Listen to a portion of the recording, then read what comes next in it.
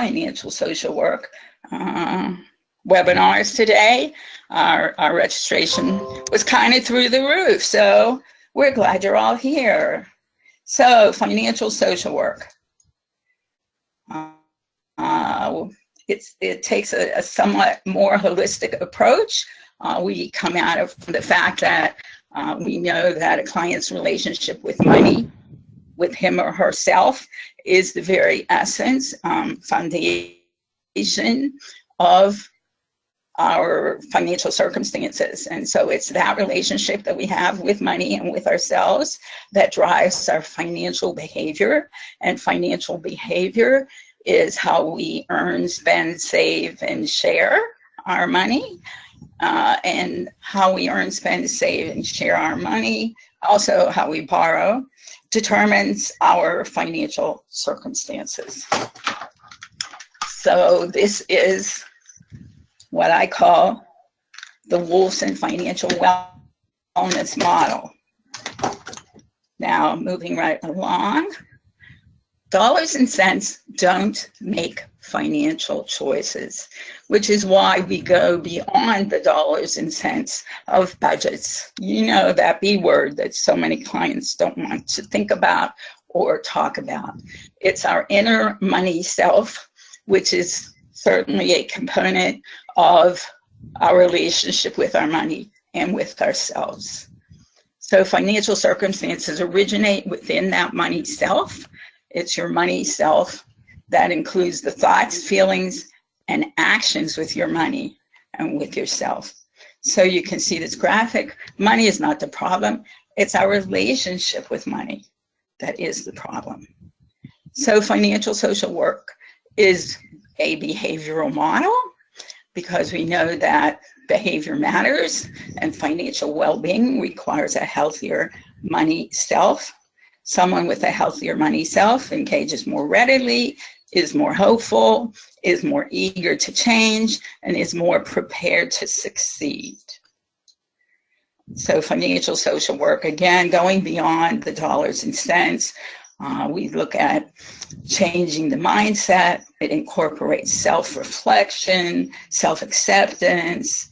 We talked about it's a behavioral model, and it deals with our inner strength. We have personal and financial boundaries. So many different ways of approaching financial health and financial well-being, different ways to engage clients. This is always the goal. Whoops. It's those of you who join us regularly know that this represents, being at peace with your money to me. And it just kind of demonstrates everything we're working to help clients to experience and feel and be. So financial social work is an ongoing and highly experiential model, and it incorporates ongoing education, motivation, validation, and support. It's interactive, introspective, and strengths-based. It works individually and or with groups, and many of those who practice financial therapy in this country practice financial social work. I do want to mention that often one of the questions we get in our Q&A at the end of this session is whether the slides can be shared. We don't share the slides, we share the recording. Everyone will receive a copy of the recording within the next few days, next week probably sometime. So the slides are proprietary, and you can see in the rectangle in the upper right hand corner that there is a question box. Then you can enter your questions and I will ask them to our speaker at the end of the session. So let's start with the poll. Dena has some great polls for you today. I just have this one, and then we're going to just look at something, one other thing, and turn it over to Dena because she has such wonderful information for you. So for our first poll, I thought it would be interesting to see why you chose to attend today's session. Is it strictly professional, personal and professional, or strictly personal?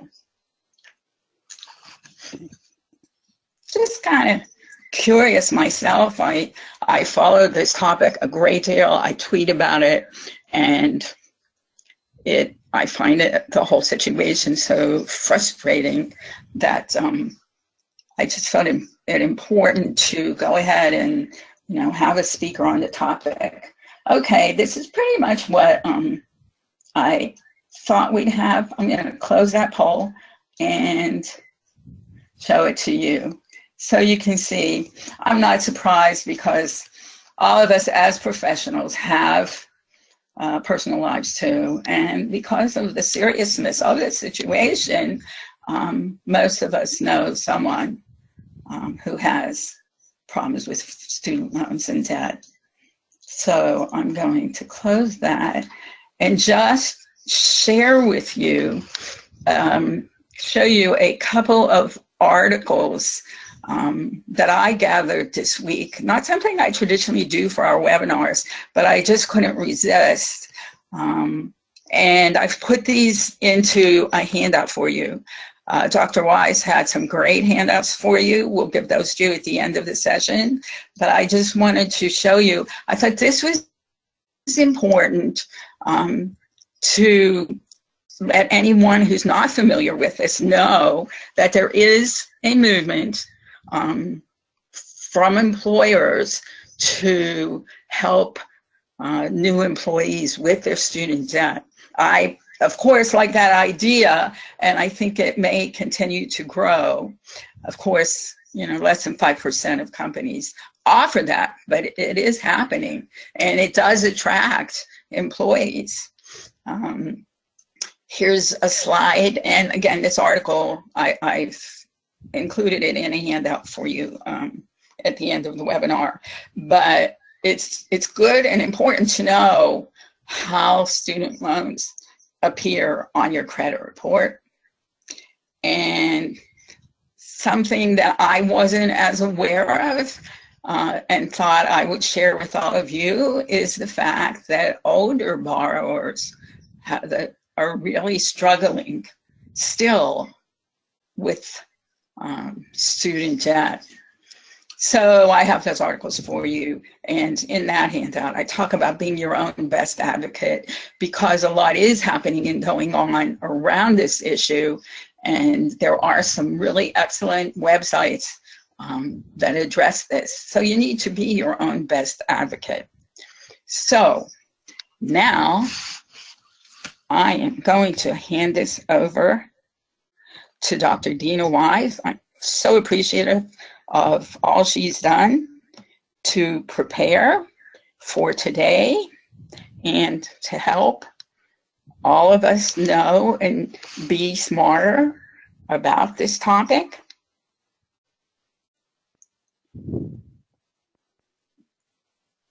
Dena, do you have it? I have, I just saw something that came up that said show my screen, which I clicked on. Now let's see if are you seeing anything? I'm seeing a really pretty desk screensaver. Okay. I'll change monitors. Now how about it? Do you see the right screen? Yes. Okay, Dr. Wise had told me that she works with 3 monitors. I'm not used to doing that, and I'm working on 2 right now, Dr. Wise. So why don't you just introduce yourself a little further with the mix-up with the slides. I didn't do a great job, and I apologize for that. That's okay. Thanks, Rita, and thanks for the opportunity to do this. My name is Dena Wise. I'm a consumer specialist and a professor at the University of Tennessee. I work for UT Extension, which most of you know, land-grant universities have offices in every county in the state, and we do, as we do here in Tennessee, and I train county agents across the state in consumer education topics. So I'm located in Knoxville. I think I treated you just for a few seconds to my screensaver, which is the Great Smoky Mountains, which is just down the road from us in Knoxville. And so I'm thrilled to have so many people interested in today's topic. And briefly, just to tell you what we'll talk about some facts about student loans, a little bit about the student loan industry and some of the changes that are expected in that industry. And I'll just say right off the top that I don't consider myself an expert in the technical aspects of student loans. I'm more a consumer economist, and I will talk more about how student loan debt, the impact that it can have on the day-to-day financial stability and the future financial security of debtors. So we'll spend a little more time talking about the pros and cons of borrowing, what's to like and what's not to like, and then we'll sort of delve into the research about repayment. And finally, in the discussion, talking about what you should do if you are a student entering college, if you're a parent, or if you're a student, a graduate debtor, to make sure that these student loans don't jeopardize your financial future. So this is my first poll, and it's a question about student loans. And I'm going to get back to the poll questions. Let's see. Rita, do I need to close? Let's see. No, you don't need to do anything. Just click on the polls and pick the poll you want. When I click on it, the only thing that comes up is the percentages from your. Okay, right, great. Here it is. Okay, so let's look at. Do we want to do the one about where you're located first? I think that's probably another one of yours. Go ahead, Dena. Do yours. Just go ahead. Okay. So the first one is, what's your experience with student debt?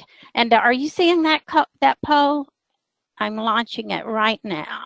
Yes, they're seeing it. Okay, great. So your answers, your possible answers are: I currently have student loans, I had student loans, and I never had student loans. And then you need to learn about student loans for other reasons. So as soon as the voting stops, I will.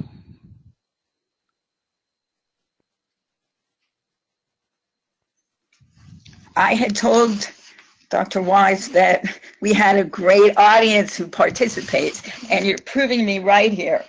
Great responses, 82%. Go ahead, Dena. I think you can close it now and share the results. Okay, so I'll close and share the results. Here we go. And it looks like that about half of you have student loans currently, and then another 20%, maybe 18 to 20%, have had student loans in the past. So now that we know that, I'm going to, if I hide this poll, Rita, it will go right on with my, yes. Or do I have to close? Okay. Close it. Close the poll. Close the poll. And then keep going. Okay. So now you can see my next slide, which says that student loans represent the largest collective consumer debt in the U.S. Is that correct? I'm only seeing my screen. I'm not actually seeing the screens that you're seeing. And no, that's fine. That's what everybody's seeing, Dena. Okay, great. So we can see from our poll that many of you have, or that you've had student debt. And as Rita said, even among people nearing retirement, we see that there are a number of people with student debt. Actually, and a little surprisingly, the fastest growing group that's amassing student loans today are people over 60. Among that group, student debt's grown from about $700,000 in 2005 to almost $3 million today. And some of that debt is from people attempting new careers after they were laid off in the Great Recession, but others are borrowing or co-signing loans for their grandchildren's education. So many of you are probably aware that a couple of years ago, student debt surpassed credit card debt as the largest mass debt in the U.S. So a few facts to give you some perspective on just how large the student loan industry is. There are more than 44 million student debtors holding more than 1.4 trillion in student loan debt. And you can contrast that with about 76 billion in credit card debt. Student debt is surpassed only by mortgage debt, which totals to 8.63 trillion, and each student debtor who has student debt has about a loan debt averaging 37,000, which is considerably more than it was several years ago. When we talk about the student loan industry, we're mostly talking about federal student loans, which are direct loans made by the U.S. government, and a much smaller percentage of student loans are made by private lenders. And this chart shows for federal loan programs, which account for about 92% of all the student loans. If you look at the column in yellow, which now should be in yellow, you can see that about 14 billion more people hold federal loans now than they did in 2007, and that the amount of debt itself has actually more than doubled. The significant increase, the first gray column, if you look at it, you'll see that there was a significant increase in direct loans, and then in the next column, you'll notice that there was actually a decrease in loans made under the federal family education program. And that reflects the fact that the FFEL loans are no longer being made, and all the new loans have for several months been going through the direct loan programs. So the next slide is just a clip from a screen clip from a Department of Education fact sheet, and it outlines the basic difference between the four major types of federal loans being made today: direct subsidized loans, direct unsubsidized loans, direct plus loans, and federal Perkins loans. The basic difference between subsidized and unsubsidized loans is that for students with financial need, the government will subsidize the loan by paying interest while the debtor is a student. Plus loans are made to parents or who may wish to borrow to increase the amount of money that's available for their children's education. And then the final category, Perkins loans, are for undergrads with exceptional financial need, and they're administered by the educational institutions themselves. So when you're at college, you may get one or more types of these loans, and then when you finish school and start paying back the loans, you will typically have what's called a servicer. This is privately called the collection process by the people who make the loans, but when they assign someone to make sure, a servicer, to make sure that you repay your loans. And the servicers are sort of the middlemen between the lenders and the borrowers.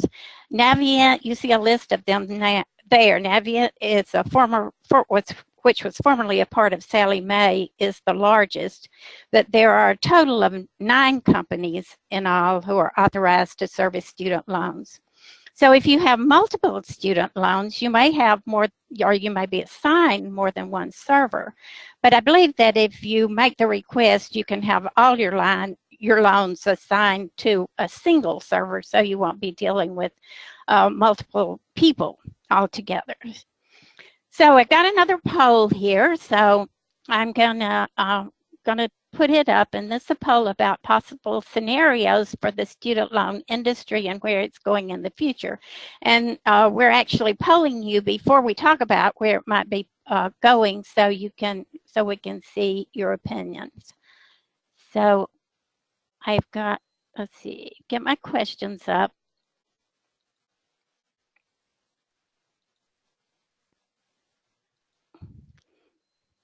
So this poll asks you to weigh in on how you think the student industry might need to go in the future, and then we'll talk a little bit about where it might go under the current administration.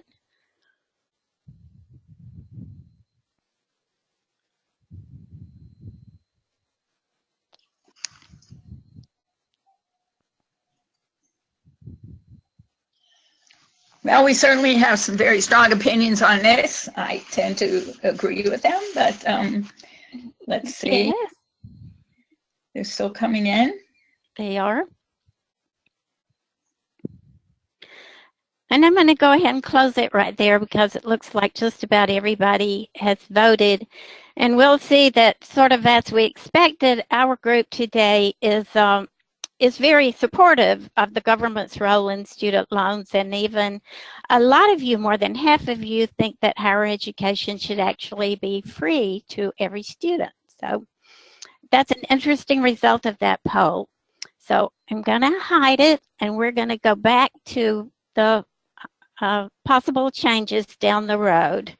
And these are some of the things that the financial pundits are sort of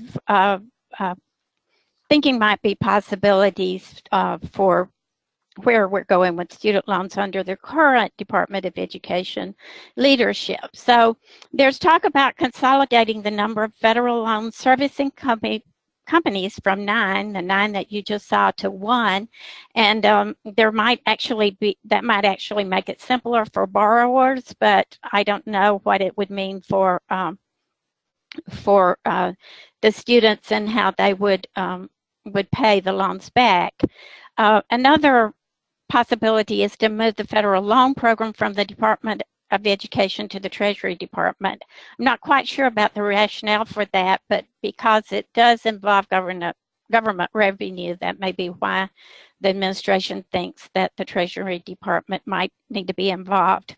Another thing that you might spend on the news lately that you might have heard was that this administration actually rolled back 2 federal regulations aimed at helping borrowers who say they were misled by for-profit colleges. There was some talk about those borrowers getting loan forgiveness because their for-profit colleges had closed, but that was in the Obama administration. I don't believe that the Trump administration has moved forward on that, and so it may be possible that in the future we will see less loan forgiveness under the administration that's currently there. And then the role of the private sector, which now accounts for just about 8% of the borrowers of the student loan volume, is projected to increase.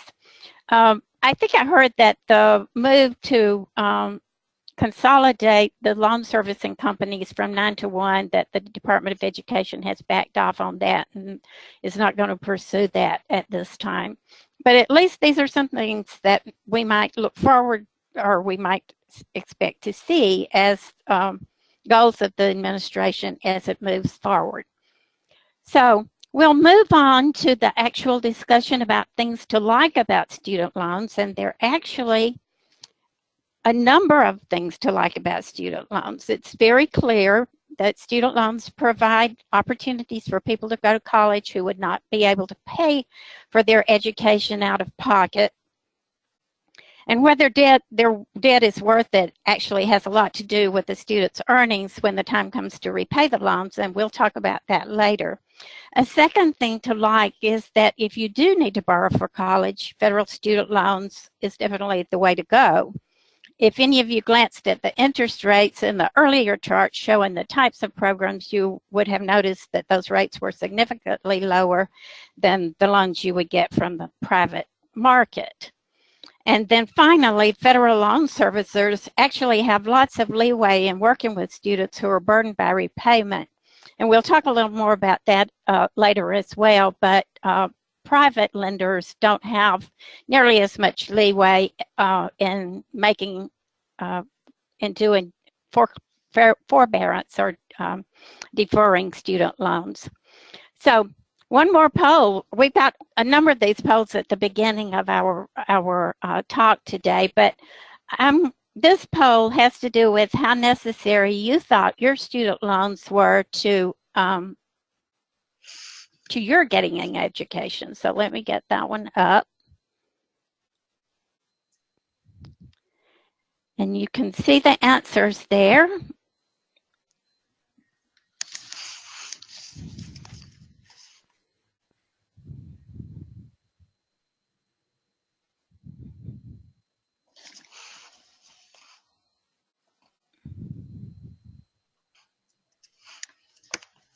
And about half of you have voted, so we'll give you a couple of more seconds for everybody to get their vote in.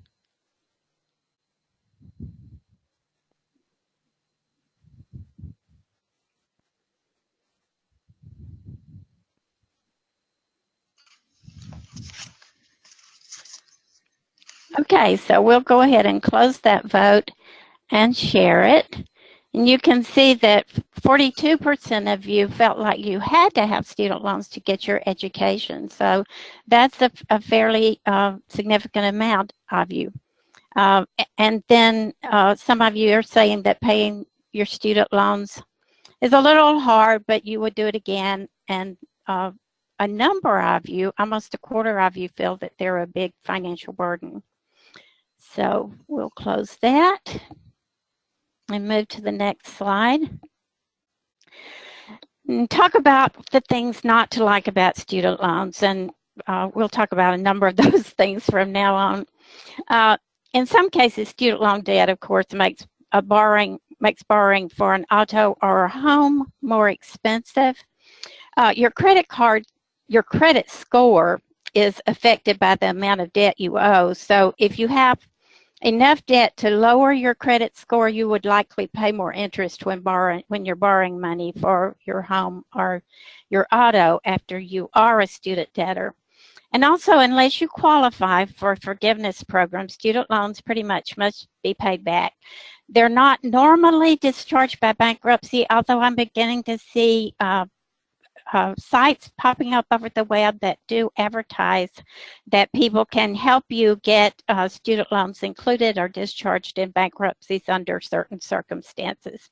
And I think we'll continue to see more and more sites like that, and maybe attorneys who specialize in those kinds of things, because student loans are such a big debt burden in the U.S. But go ahead. Do we need to warn everybody that when it sounds too good to be true, it could be? Yes, that's a very good point. That when it sounds, be very careful, and be particularly careful when people want money up front for getting your student loans reduced, because most reputable people who can help you with that will expect payment after you have seen the results rather than before. So calling Better Business Bureaus if you have people making offers to reduce your student loans might be a very good idea. Then the third thing not to like is to me the biggest thing. The opportunity cost of referment is really deferred investment in your financial future. And I've got a couple of slides here that show you why it's important to start saving habitually early in life, and how student loan debt can keep you from doing that. So this is an example of two people. We call them Cliff and Sarah, who started saving or saved in different ways during their careers. So Sarah started saving when she began saving $200 a month when she was 25. And she saved that amount every month until she was 45. So she saved that amount every month for 20 years. And then she stopped saving, but left all the money that she already saved in her investment until she retired at age 65. So she saved for 20 years, $200 a month. Cliff did it differently. Cliff waited 20 years to begin saving, because there are always lots of things you need to spend money on when you're young. He waited until he was 45. He started saving $200 a month at age 45, and he saved that amount until he retired at age 65. So both of them actually saved the same amount of money, the same amount of time. They both had ultimately invested $48,000 of their money into their savings. So we want to look at how that affected their savings at retirement. In the next slide, you probably would have guessed that Sarah would have had more money at retirement because she started saving earlier, but I am guessing that these numbers surprise you in how much more Sarah has than Cliff, because these are the 3.5, the 5.0, and the 7.0 are the different rates of returns that they might have gotten on their investments. So at the 3.5, very conservative rate of return, Sarah basically has about twice as much as Cliff. But if you look at the 7% rate of return, Sarah has more than 4 times as much as Cliff does. So you can see by this how important it is to start saving early, and how when you're making student loan payments, and that's a big portion of your discretionary income when you're young, that it would inhibit your savings and keep you from investing in your financial future at the time when the savings can be most powerful, have most power earning over your whole working life. So after that said, I want to take a look just for a few minutes at the research. We said earlier that a number of people believed that their education was well worth the liability of the student debt, and that they were not necessarily burdened by repayment. But that's certainly not the case with everyone. And for answers about who is burdened by student debt, I did want to look at a few research studies. So the first study that I wanted to talk about was published in 2011 for the Institute of Higher Education Policy, and it used data from the 5 largest student loan servicing agencies, which included almost 2 million borrowers, and altogether they had $27.5 million in student debt. They entered repayment between, that is, they got out of school and started paying their loans between 2004 and 2006. And they were currently in repayment when the study was done. Often, when we read student debt statistics, the burden is measured by the number of defaults. But in order to get a more complete picture of the burden, this study considered debt postponement through deferral or forbearance and delinquency, as well as the default. So I felt like it gave us a much more complete picture of the burden of student debt.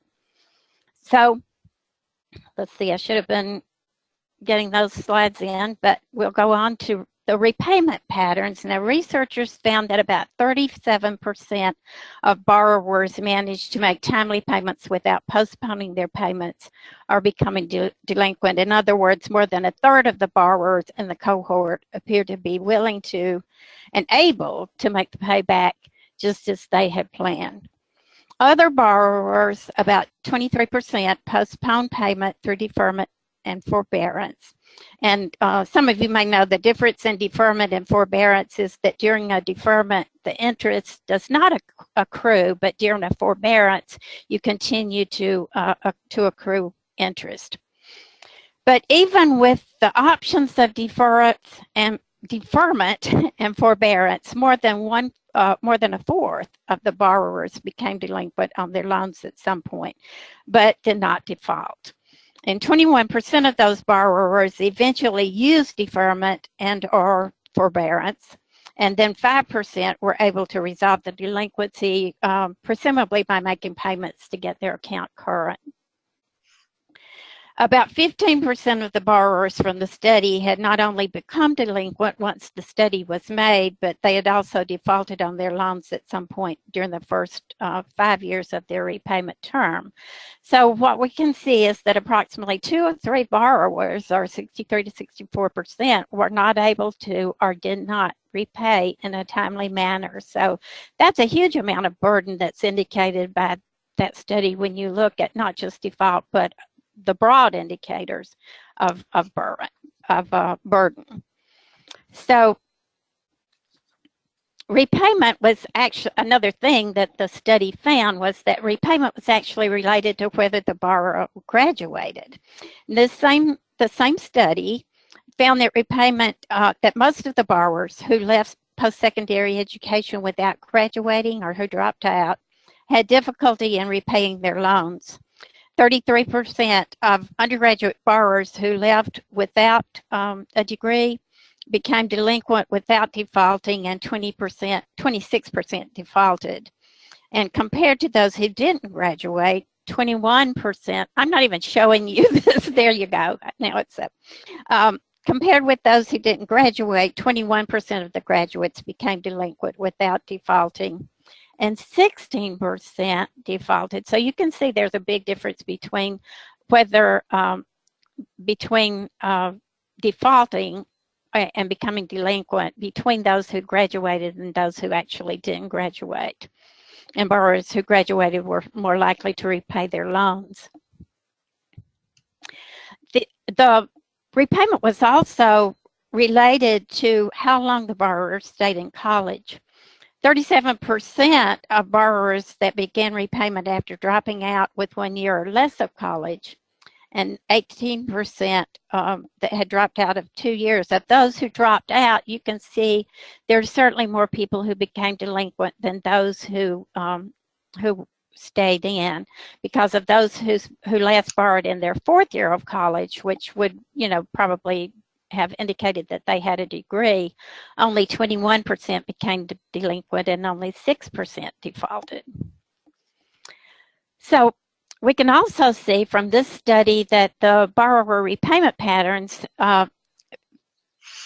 depended on the type of institution the borrower attended.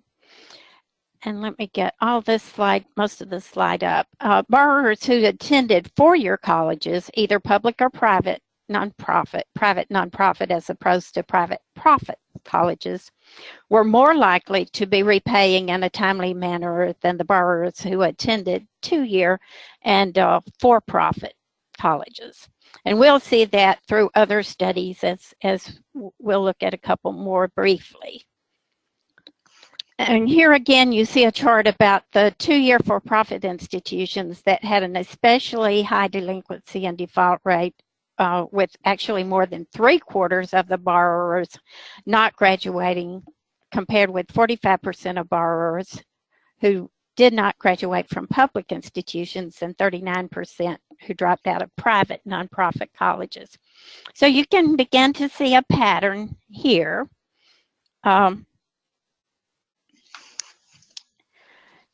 I'm going to show you just briefly these findings that actually validated the others, and this is from a study done for the Brookings Institute in 2015. And it also found that borrowers who had attended for-profit schools and 2-year institutions were more likely to default. But this study also found that defaulting borrowers came largely from lower income families, and that they attended institutions with relatively weak educational outcomes, and as might be expected, the more likely they were to be employed or underemployed, the more likely they were to default. One more study, which sort of confirms these facts: attending for-profit institutions was strongly associated with default. Cumulative loan debt, surprisingly, wasn't necessarily related to default. So people getting more student loans didn't necessarily mean that they were more likely to default. But minority students, again, and those from low-income families defaulted at very high rates. And then unemployment and degree incompletion were also associated with greater default rates. One more book, this is actually a book that I want to mention, it's Coming of Age in the Other America by Stephanie DeLuca of Johns Hopkins University. And her co-authors, you can see there. Whoops, let me get back to that slide. There we go. This was a longitudinal study that followed teens growing up in public housing from around the mid-1990s to 2010. And Chapter 6 of the book addresses the barriers of youth from low-income families who actually, even with top grades and stellar high school careers, these kids struggle to find their way through the higher education system.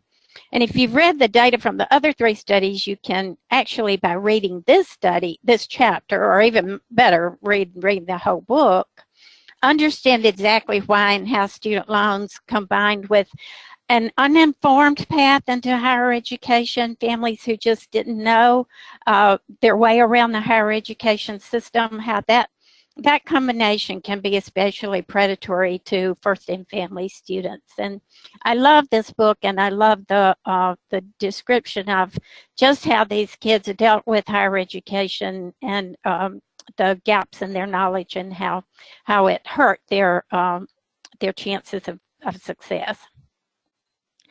So in summary, as far as the research goes, the factors associated with default we see were leaving school without graduating, attending only 1 year of college or less, attending a public 2-year or for-profit institution, being a member of a low-income or minority family, and being unemployed or underemployed after graduation.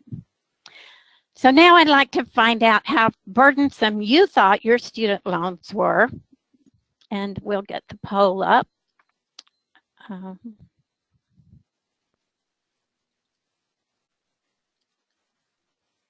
And launched. There we go.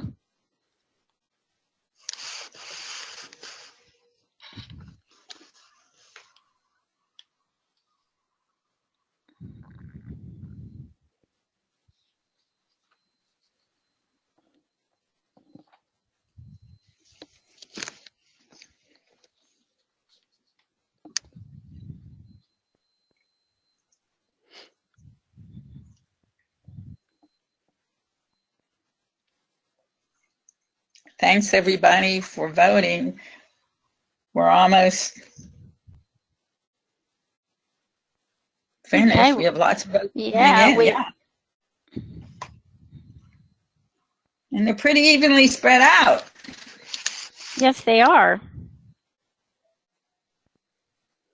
Okay, so that seems to be, we've still got votes coming in. Okay, there we've stayed at 82% a little for a bit. So we'll share the results, and you can see that under 20% don't regret borrowing the entire amount, but a larger percentage of you wish that you did not have, had not borrowed all the money that you did borrow. So, and I think that's pretty typical. If we actually all look back at our student experiences now, we could see how we could have been a little more frugal than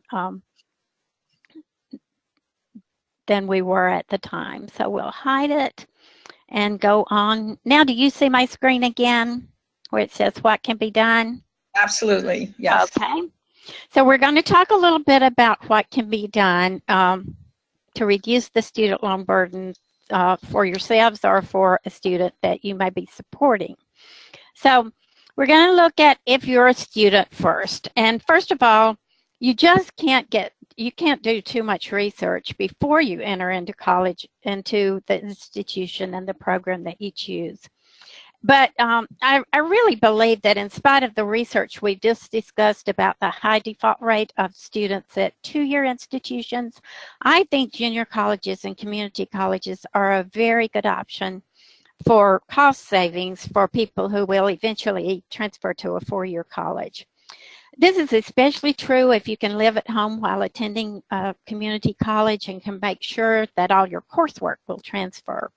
And I also can't stress enough the importance of doing some really good research about occupations and salaries before you enter college, and choosing a major that you can stick with early rather than late in your college career. We'll talk actually more about this in a couple of slides, but one other bit of advice that I feel confident in giving, though I don't have a lot of data to back it up, has to do with trendy and prestigious universities. It seems to me that more and more parents these days are really bent on getting their kids into prestigious and also high-priced universities as freshmen.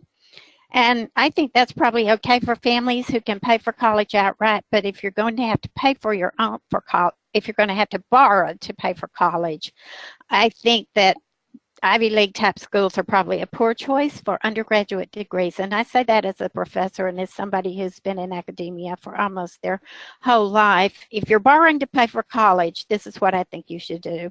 I think you should take as many courses at a community college as you can transfer to the 4-year college you plan to attend without losing credit. And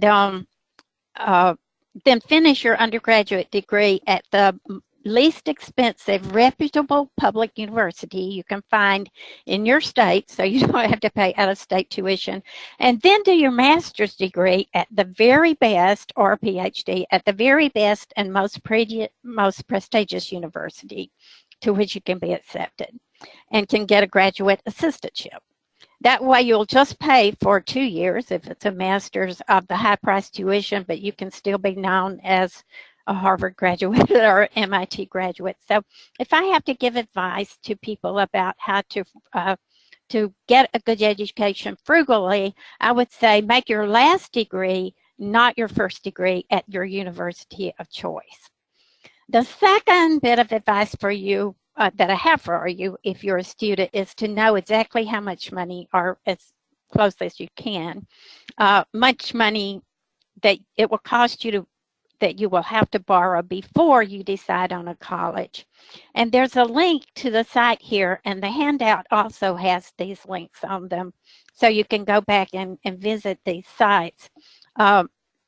This site will let you do some estimates for a number of different colleges, so you can kind of figure out what it's going to cost for tuition and books and fees and living expenses in the area where the college is, and so on. The third point addresses what I call, well, let me go back to the salary. Let's see, did I have, yes. The third point actually has the site so you can research salaries for different occupations so that you know you can pay off your college cost with the money you make from the career that you're planning. So that's a fun site to explore too. So the fourth point addresses what I call the 3 black holes of student finances. They're courses that don't count toward graduation, bank overdrafts, and parking fines.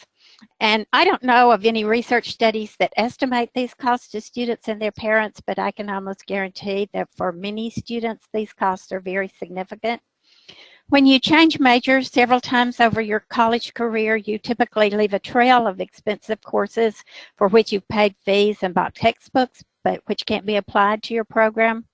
And most bank overdrafts end up costing over $100 per draft by the time you've paid the bank and maybe the vendor penalties. So making a habit of overdrafting can quickly count up. And then regarding parking, most universities very strictly enforce their parking regulations, and most also increase the fine with successive violations over a semester. And most universities also won't clear a student for graduation until parking fines are paid, so there's no way that you're going to get out of them. So those points are all parts of living frugally while in college. Students face so many temptations to spend, mostly for social reasons, that it's just very easy to get carried away. But it's important for students to remember that if you're buying a beer with your student loan money, that you'll also be paying interest on that beer for several years after you graduate. And there's actually a website that you can calculate how much your beer money will cost, along with other calculations that may be fun for for college students or maybe their parents to try out. Some of you may be familiar with the great calculators developed by Hugh Chow, who's a programmer at Washington University. He just has one of my favorite sites on the internet, and I could spend hours playing with his calculators. But these are great for students and prospective students who really want to live frugally. And the last one, you see the beverage and booze calculator, the coffee calculator, lunch savings, and smoking. And then the last one, which is really fun, is for commuters to determine how much more money they will pay gassing up their one-ton dually as opposed to, say, a Toyota Prius. So those are great calculator sites to visit, and that's on your handout as well. Now, we don't have much time left, so I'll kind of whiz through these last slides. If you're a parent, you just can't start too early saving as much as you can for your child's education. You have a savings window of 18 years from birth to high school, and that's really short to generate the cost of today's college expenses. If you start investing $150 the very first month of your child's life and do that every year for 18 years, you can conservatively expect to have the $40,000 or $50,000 it's going to take to send your child to a college at today's cost, even to a public state university. Most states sponsor college savings plans, and you can find out what your state plan is like at the website that I've listed on this slide, and that will be on your handout. About the time your child enters high school, it's important, too, to begin engaging them in researching their careers and their college cost. It'll help them appreciate your contributions more. And it'll also give them valuable experience in financial decision making, which they will need before they go to college. There are lots of scholarships out there, and I've linked to one search, but it's really fun to look at these because you'll find tons of organizations that offer scholarships for everybody from duck callers to candy makers. Seriously, they do. And then any sort of in-kind contribution that you can make to your student will shave expenses off the cost of college, whether it's a room at home if you live in a university town, or a hand-me-down car, or childcare, or whatever.